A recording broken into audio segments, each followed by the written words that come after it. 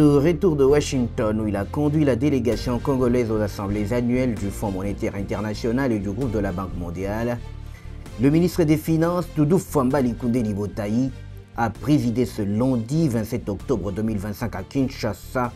la troïka politique marquant l'ouverture officielle de la mission du FMI consacrée à la deuxième revue du programme FEC. Cette mission, conduite par Calixte Aopossi, chef de mission du FMI pour la RDC, s'inscrit dans la continuité des discussions engagées à Washington autour des réformes économiques et budgétaires entreprises par le gouvernement. Cette réunion, c'est la suite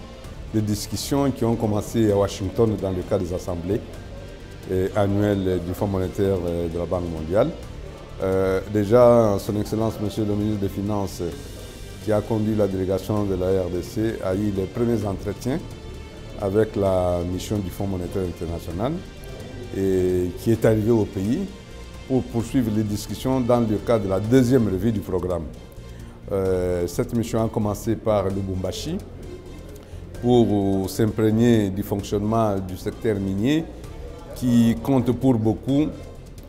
dans le cadre de notre économie et surtout des recettes de l'État. Dans son mot d'ouverture, le ministre Doudou Fwambali Koundéli Botaï a salué la collaboration fructueuse entre la République démocratique du Congo et le Fonds monétaire international, tout en rendant hommage à son Excellence Monsieur le Président de la République Félix-Antoine Tshisekedi Tshilombo pour sa vision orientée vers la modernisation de la gouvernance, la transparence et la consolidation de la stabilité macroéconomique du pays. Les échanges ont porté sur l'exécution du budget 2025, les perspectives pour l'adoption du budget 2026, la mise en œuvre des réformes de gestion des finances publiques,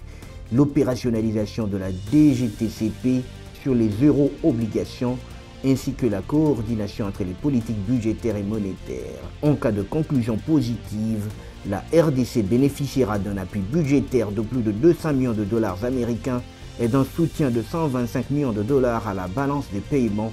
destiné à renforcer les réserves d'échange et à soutenir la mise en œuvre des projets de développement. La mission s'est également intéressée à savoir ce qu'il en est des réformes